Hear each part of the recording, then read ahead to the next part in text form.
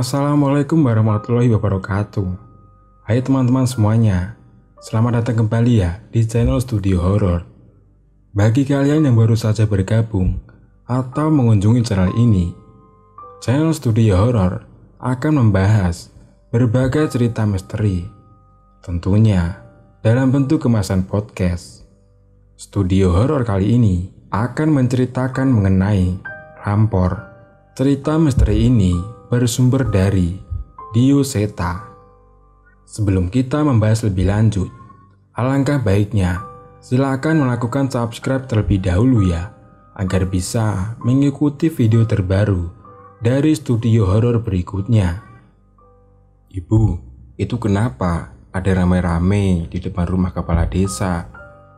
Tanyaku pada ibu saat melewati rumah Pak Kepala Desa sepulang dari pasar. Ibu kurang tahu Narti, katanya ada warga desa yang hilang, yang udah beberapa hari, jawab ibu padaku. Kami berjalan melewati rumah kepala desa tanpa mencari tahu. Padahal aku benar-benar penasaran dengan apa yang terjadi. Sesampainya di rumah, terlihat bapak juga baru sampai dari menjual hasil kebun di kota sebelah. Bapak udah sampai. Capek ya pak? Mau Narti bikinin minum apa?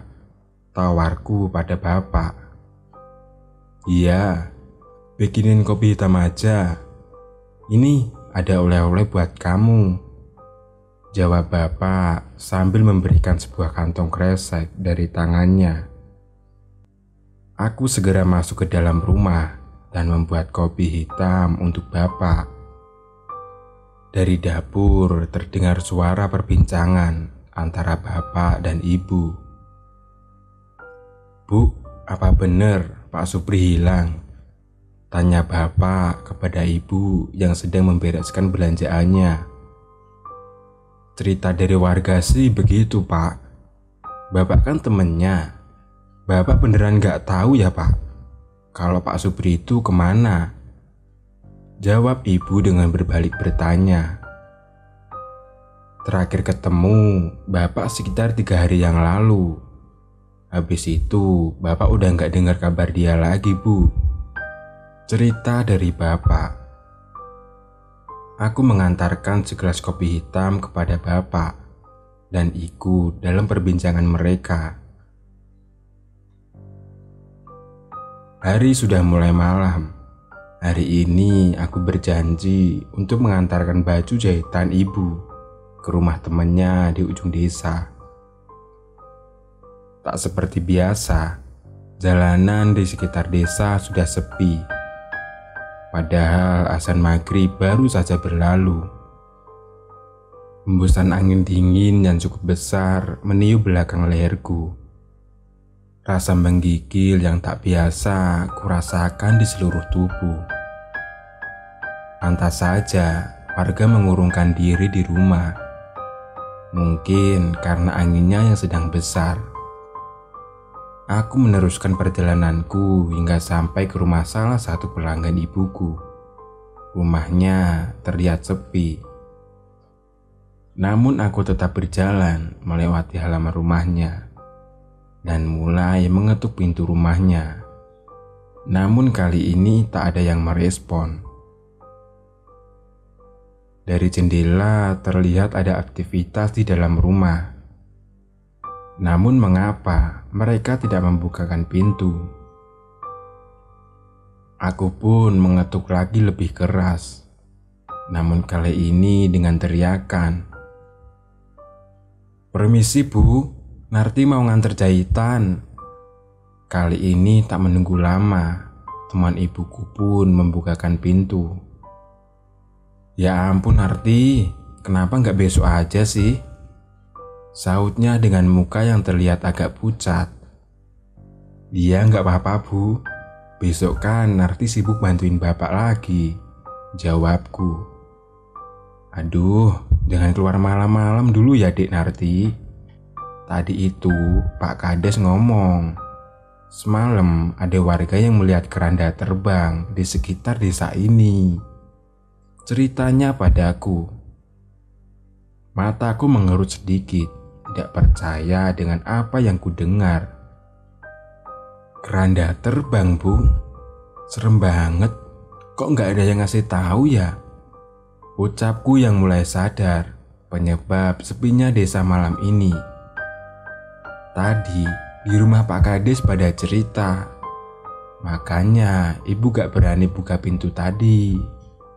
Mungkin kalau nanti memang terbukti ada, Pak Kades baru ngumumin ke warga lainnya. Lanjutnya, ya udah Bu, Narti pamit dulu ya, sebelum tambah malam. Pamitku pada ibu itu. Ya sudah, hati-hati. Cerita dari teman ibu itu cukup membuatku merinding. Hembusan angin dingin yang kurasakan tadi semakin membuatku tak nyaman. Aku berjalan dengan sedikit lebih cepat menuju rumahku.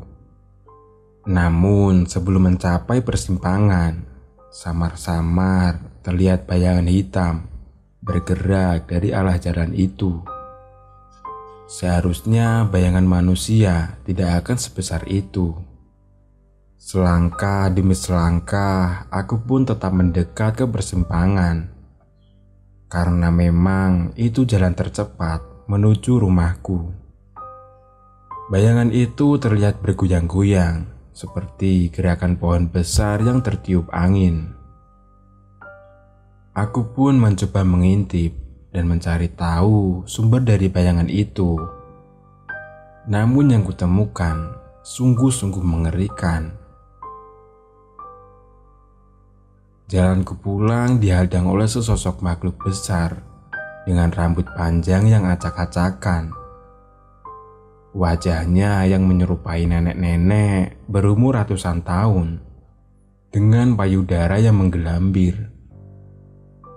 Kakiku lemas, tubuhku pun terjatuh, dan seluruh tubuhku merinding melihat makhluk itu. Dan benar saja, itu adalah Wewe Gombel. Aku tahu ciri-ciri betul makhluk itu. Melihat sebuah pergerakan, makhluk itu pun menoleh dan mulai menyadari keberadaanku. Secara perlahan, setan itu melangkah dan berjalan ke arahku. Air mata dan keringat menetes di seluruh tubuhku. Namun, aku harus segera meninggalkan tempat ini. Aku pun memaksakan kakiku untuk berdiri dan berlari secepat mungkin ke rumah warga terdekat. "Tolong, tolong!" teriakku sambil mengetuk pintu. Namun tak ada yang membukakan. Aku pun mencoba mengetuk sekali lagi dengan sekeras mungkin. Dan hasilnya sama saja. Bayangan makhluk itu semakin mendekat. Aku pun memutuskan untuk berlari, memutar ke arah rumahku. Sepanjang jalan, angin berembus kencang. Namun aku berlari dan terus berlari tanpa menoleh ke belakang. Sesampainya di rumah, aku membuka pintu dengan tergesa-gesa hingga terduduk di lantai dengan wajah pucatku. Ibu yang melihatku langsung menghampiriku. "Ya ampun Narti, kamu kenapa?" tanya ibu sambil mengelap keringat yang bercucuran di wajahku.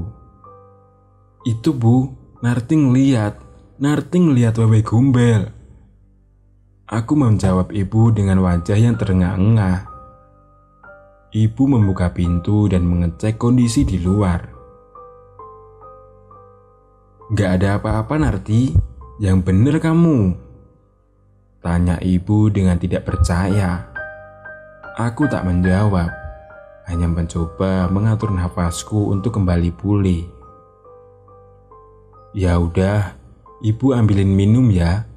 Habis itu kamu mandi lagi sana, biar nggak ada yang nempel. Perintah ibu padaku. Aku pun meminum secangkir teh hangat dan segera mandi sesuai perintah ibuku. Di kamar, aku teringat sebuah kantong kresek hitam yang berisi oleh-oleh dari bapak. Aku pun segera membukanya. Terlihat sebuah selendang cantik yang berwarna hijau dengan serat yang sangat halus kukeluarkan dari kantong kresek yang sama sekali tidak cocok untuk menjadi tempatnya. Aku keluar kamar bermaksud berterima kasih kepada bapak dan menunjukkannya kepada ibu. "Bapak, bagus banget selendangnya. Terima kasih banyak ya, Pak," ucapku kepada bapak. "Wah, iya bagus banget Narti." "Bapak dapat dari mana?" tanya ibu pada bapak yang sedang menyeruput kopi buatan ibu. "Beli sama temen bapak pas ketemu di luar kota kemarin," jawab bapak. Aku mencoba selendang itu, namun entah mengapa ada rasa yang tidak dapat kujelaskan pada saat aku mengenakan selendang itu. Hari pun semakin malam. Setelah kejadian tadi, aku cukup lelah dan mencoba untuk tidur lebih cepat. Dan tanpa sadar, selendang pemberian bapak masih tergenggam di tanganku. Ular tidak hanya satu, tapi sekumpulan ular terlihat mendekatiku. Entah mengapa mereka datang dan dari mana ia berasal. Satu persatu ular-ular itu menghampiriku dan melilit tubuhku. Aku mencoba berteriak, namun sepertinya tidak ada yang mendengar. "Tolong, tolong!" Namun seekor ular mulai menegakkan tubuhnya dan bersiap menyerangku. "Narti, bangun Narti!" Suara ibu terdengar dan membangunkanku dari mimpi buruk tadi. Aku tak berbicara sama sekali dan hanya memeluk ibuku saja. "Narti mimpi buruk, mau ibu temenin gak?" ucap ibu padaku. Aku hanya menggelengkan kepala, bermaksud menjawab pertanyaan ibu. "Ya udah, kamu ambil minum dulu sana, biar gak balik lagi mimpinya," perintah ibu padaku. Ibu pun melepaskan pelukannya dan membiarkanku berjalan ke arah dapur. Namun perlahan terdengar suara ketukan di pintu rumahku. Karena suaranya pelan, aku tidak menghiraukan dan tetap berjalan ke arah dapur. Dan lagi pula ini tengah malam. Siapa juga yang ingin bertamu di jam-jam segini? Pikirku waktu itu. Sekali lagi terdengar suara ketukan. Namun kali ini terdengar lebih keras, seperti seorang yang sedang marah. Bapak dan ibu yang merasa kaget terbangun dan berjalan keluar untuk membukakan pintu. Keanehan ini membuatku teringat akan cerita dari teman ibu tadi mengenai keranda terbang. "Bapak, ibu, jangan dibuka!" teriakku sambil berlari menghampiri mereka. Namun terlambat. Bapak sudah membuka pintu itu. Hembusan angin dingin memasuki ruangan. Aku menghampiri mereka dan mencoba melihat keluar. Namun tidak ada apapun di sana. Bapak bersiap menutup pintu dan kembali ke kamar. Namun mendadak lampu rumah berkedip tak beraturan. Sesosok makhluk besar terlihat berdiri di belakang kami. setan wanita berwajah tua dengan borok hampir di seluruh kulitnya, serta payudara yang menggelambir, persis dengan yang kutemui tadi, terlihat di hadapan kami. Wajah bapak dan ibu terlihat pucat. Makhluk itu pun mendekat menghampiri kami. Aku melempar semua benda yang bisa kurai ke makhluk itu. Namun setan itu tidak bergeming. Tak lama setelahnya, setan itu menghampiriku. Dan saat ini di hadapan wajahku, hanya terdapat wajah mengerikan tanpa bola mata di matanya. Bapak mencoba menolongku dengan meraihku menjauh. Namun setan itu berganti menerjang bapak dan menyeret tubuh bapak. Angin berembus kencang membuka lebar pintu rumahku. Kali ini terlihat sebuah keranda mayat melayang di depan rumah bersama seorang makhluk berkerudung hitam. Wewe Gombel itu menarik bapak dan berusaha memasukkannya ke dalam keranda. Bapak mencoba melawan dan kami mencoba menariknya. Namun semuanya percuma. Setelah berhasil membawa bapak, makhluk itu mencoba meninggalkan rumah kami. Mencoba melawan rasa takut, aku keluar dan mencoba mengejar mereka. Namun yang kulihat saat ini di luar rumah jauh lebih mengerikan. Lusinan pocong dengan wajah yang tidak berbentuk berkumpul di sekitar rumahku. Hampir di seluruh kain kafan pocong itu terlihat ular-ular seperti yang muncul di mimpiku tadi. Aku menahan langkahku, menghampiri ibu dan menutup pintu, menghindari serangan pocong-pocong itu. Entah apa yang akan terjadi pada bapak. Di pagi hari, aku menceritakan kejadian semalam kepada Pak Kepala Desa dan warga. Warga sudah mulai resah dengan kejadian sebelumnya. Akhirnya kami sepakat memanggil orang pintar untuk menemukan orang-orang yang sudah hilang.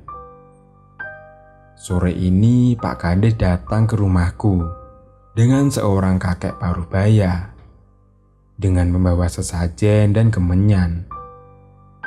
Kakek itu mengelilingi rumah, mencoba memeriksa dan menerawang kejadian semalam. Selendang hijau itu, dari mana kalian mendapatkan benda itu? Tanya orang pintar itu. Ini bapak yang beli dari temannya, jawabku. Orang itu memperhatikan selendang itu dan membawanya. Ada sesuatu yang tidak wajar dari selendang ini. Malam ini kumpulkan pemuda desa di tempat ini.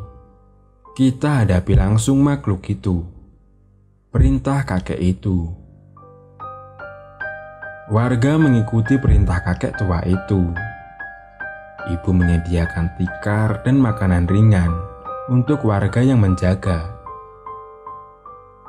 Menjelang tengah malam, tak ada tanda-tanda makhluk itu akan muncul. Pak, maaf, kalau banyak orang, bukannya mereka nggak akan datang? Tanya seorang pemuda desa. Kita bukan menunggu mereka, saya yang akan memanggil mereka, jawabnya. Semenjak tadi, kakek itu sudah bersemedi dengan sesajen dan kemenyan di hadapannya.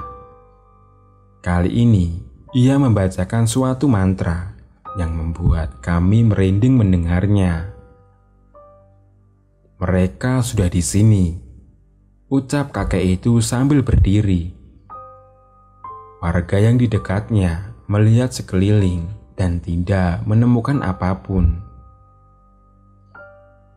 Namun, kakek tua itu melibaskan obor di halaman rumah dan mulai terlihat. lusinan pocong dengan wajah tak berbentuk telah berkumpul mengelilingi rumah.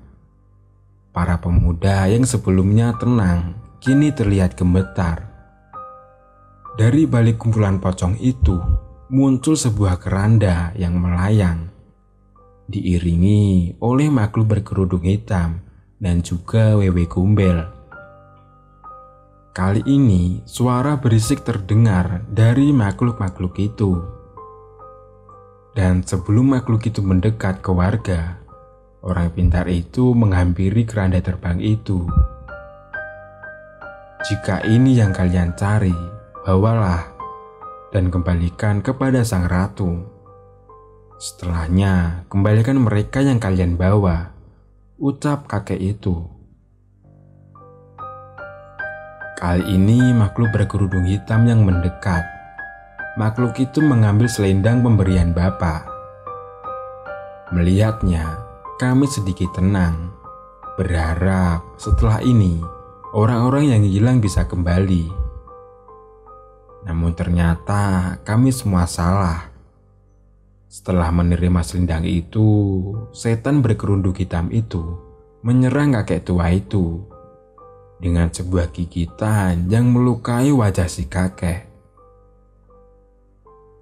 Sebuah mantra dibacakan. Setan itu terbakar dengan api merah, namun tetap tak bergeming. Merasa mendapat perlawanan, tangan besar setan itu menarik tangan kakek itu hingga terputus dan memaksa memasukkannya ke dalam keranda. Warga yang panik tidak dapat membantu dengan adanya puluhan pocong di hadapannya. Sebaliknya, kami semua berhamburan masuk ke dalam rumah dan meninggalkan dukun itu serta menutup pintu secepatnya. Suara ramai terdengar menjauh, seolah rombongan setan itu sudah pergi. Warga yang putus asa hanya menunggu sampai pagi dan membubarkan diri. Setelah kejadian semalam, keadaan desa semakin mencekam. Setelah adzan maghrib, tidak ada warga yang berani keluar rumah. Setiap malam, warga menutup pintu rumah dan tidak akan membuka bila ada ketukan di tengah malam. Pernah ada warga yang membuka pintu karena merasa ada tamu yang butuh bantuan, namun berakhir tragis. Orang itu meninggal dengan penyakit yang tidak diketahui penyebabnya. Suatu ketika, seorang ustadz kenalan seorang warga sedang mampir ke desa. Ustadz muda itu merasakan ada hal yang aneh di desa ini. Dengan sedikit paksaan, warga menceritakan dengan jujur saat memanggil orang pintar untuk mengurus setan yang meneror desa ini. Akhirnya ia memanggil teman-teman pesantrennya dan mengadakan pengajian tiap malam. Awalnya, warga takut untuk mengikuti. Namun melihat semua warga yang ikut pengajian ternyata aman dari serangan makhluk itu, akhirnya seluruh warga ikut bergabung. Di hari ketiga, Bapak ditemukan. Bapak muncul dari pepohonan di pinggir desa dengan kondisi linglung dan tidak ingat dengan dirinya. Pak Ustadz berpesan agar kami rajin membacakan ayat-ayat suci untuk Bapak, yang bertujuan menghilangkan pengaruh setan-setan itu dari Bapak. Hingga sekarang, warga lain dan orang pintar yang hilang tidak pernah ditemukan. Namun, suasana desa tidak lagi mencekam. Warga sudah mulai berani beraktivitas seperti biasa. Jangan pernah bernegosiasi dengan roh jahat. Kuatkanlah iman kalian.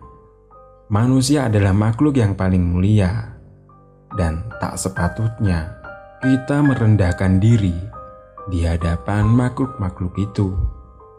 Pesan dari Pak Ustadz menyadarkan kesalahan kami dengan mengundang dukun yang akhirnya semakin berakibat buruk pada desa kami. Saat berniat meninggalkan desa, sang Ustadz memerintahkan warga untuk meneruskan pengajian di desa agar tidak ada niatan-niatan jahat dari setan-setan tersebut untuk menyerang desa kami lagi. Dan cerita pun selesai.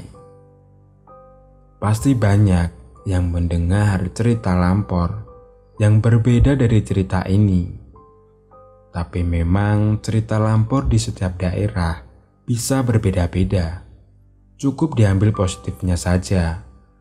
Semoga dapat menghibur dan mohon maaf bila ada salah kata. Terima kasih teman-teman karena sudah mau menonton video terbaru dari Studio Horor. Terima kasih dan wassalamualaikum warahmatullahi wabarakatuh.